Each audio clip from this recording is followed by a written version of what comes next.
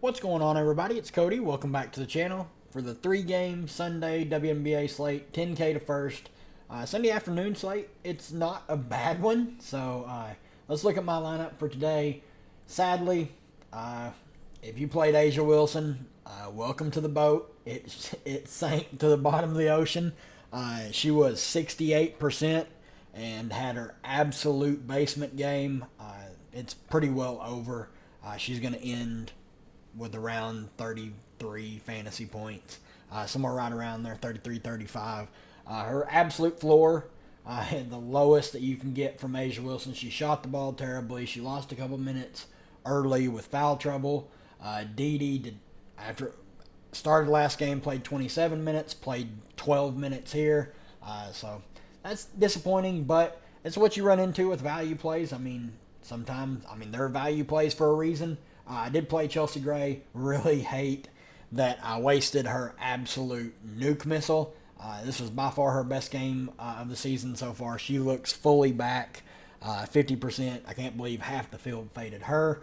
I am going to have to make some pivots to just try and min cash. Don't even know if it's possible with Dee bombing as hard as she did.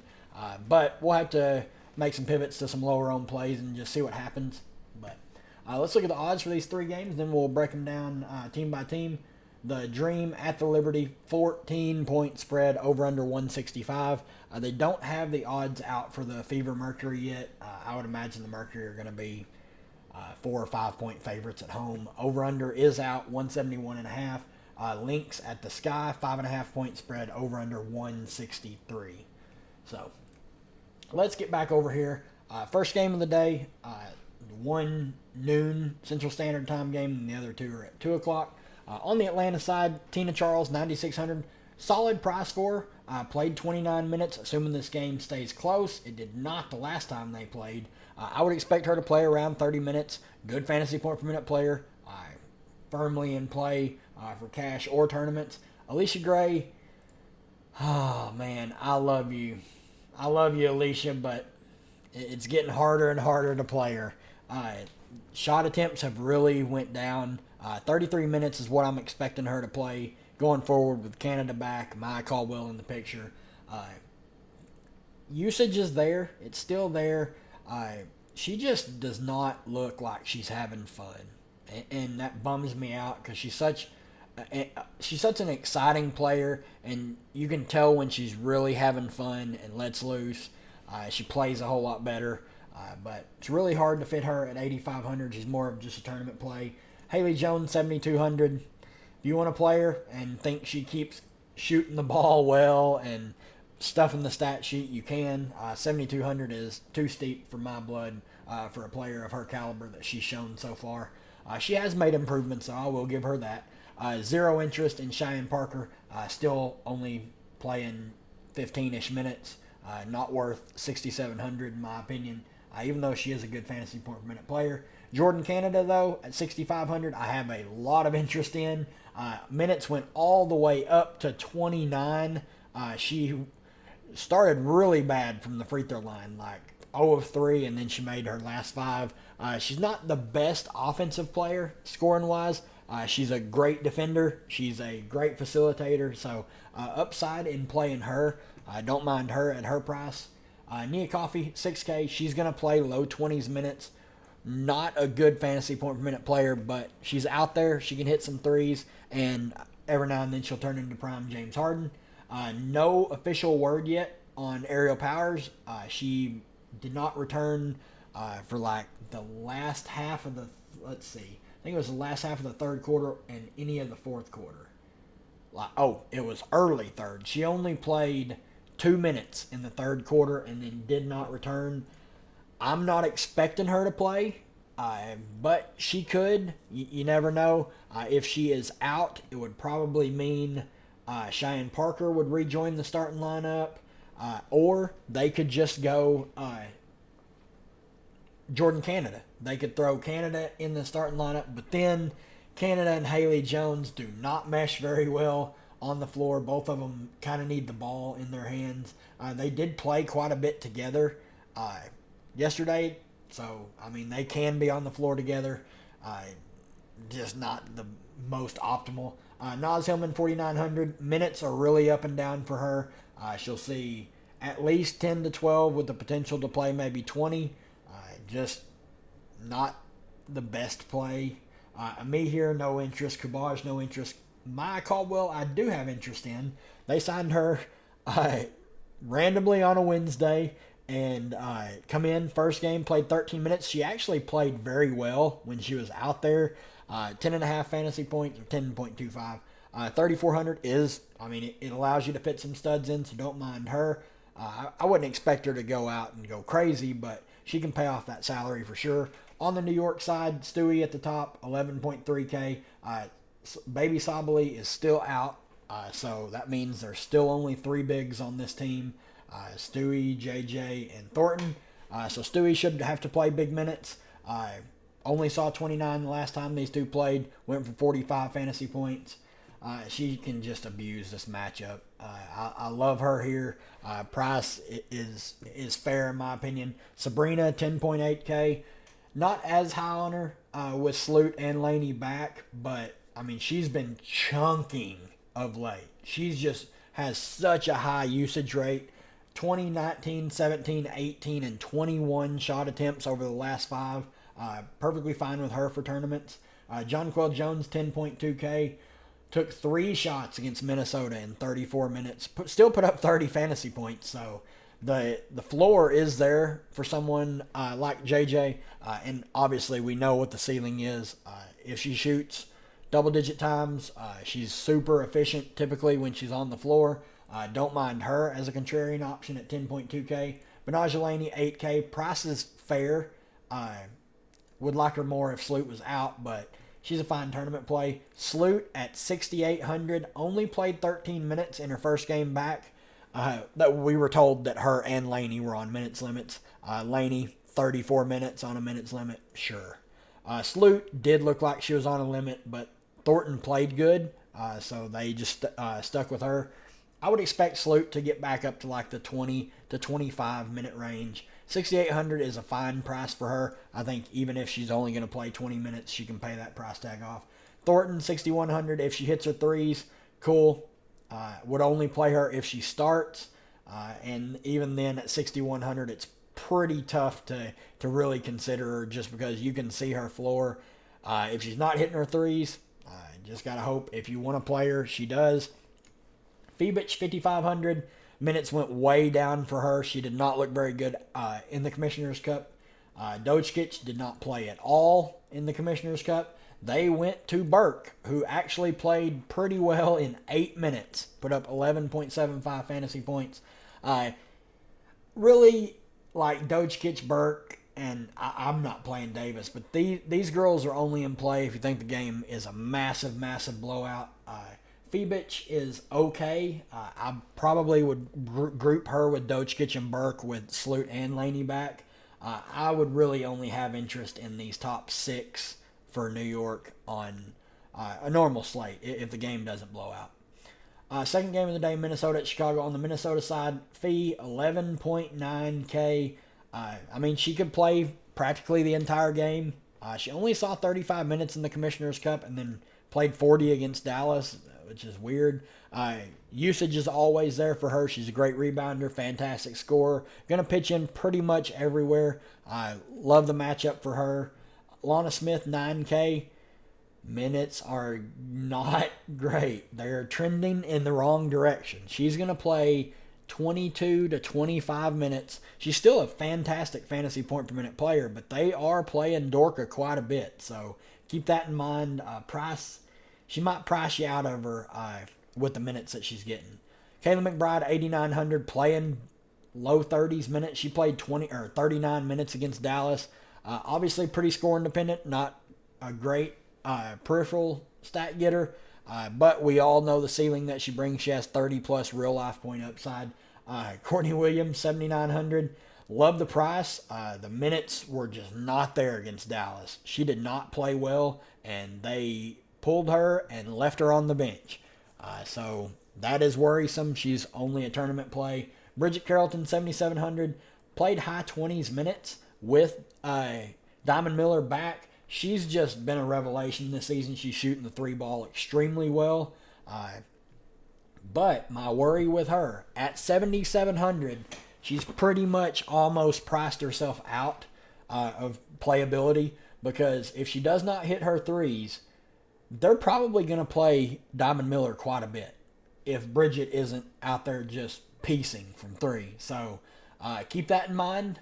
She is a tournament play because she can get hot from three and really fill it up, but there is some risk there. Natisha Heidemann, 6,400, should play 15-ish minutes off the bench, has been good of late, besides the game against New York where she only saw 7 minutes. She is a benefactor if Courtney Williams does not play well, so keep that in mind. 6,400 is a bit steep, though. Dorka, 6,300, going to play high teens minutes with the potential to maybe touch low 20s. She's been fine. Price is pretty high on her. Diamond Miller at 4,600. Only saw 3 minutes against Dallas. Did not record any stats besides 1 foul. Would expect her minutes to start to tick back up as she gets healthier. We'll see if there's a minutes limit or anything with her. Would have some interest, assuming she's going to play mid-teens minutes at her price point. Zandalasini at 4K. Only saw 9 minutes against Dallas. Had a good game. 7 peripheral stats, 2 points. We know what she brings to the table. Is her scoring. If she's scoring the ball well, she can easily pay that salary off, but she's been very inconsistent scoring the ball. Zero interest in Afufa, Pili, or Kone. On the Chicago side, Angel Reese, 10.3K. Love Angel. I mean, she's just been super consistent of late. Double-doubles galore. I think the last 8 she has double-doubles in. Fantastic rebounder. Just a battler. She wants to battle. She wants to get hands on people. Her scoring has really improved. You're looking for the field goal percentage to be a little bit better. She needs to get a little bit more efficient, but hey, it helps her get them rebounds on the offensive end. So I'm here for it. 10.3K. Seems a bit cheap in my opinion. They've been really featuring her of late. Mabry, 9,200. We know what she brings on the offensive end. She can fill it up. She has been shooting the ball a lot of late, so love her upside for tournaments. Kennedy Carter, 8,300. Price is really solid. She played 34 minutes last game. If she's going to play over 30 minutes, she is probably $1,000 too cheap, because she is well north of a fantasy point per minute player.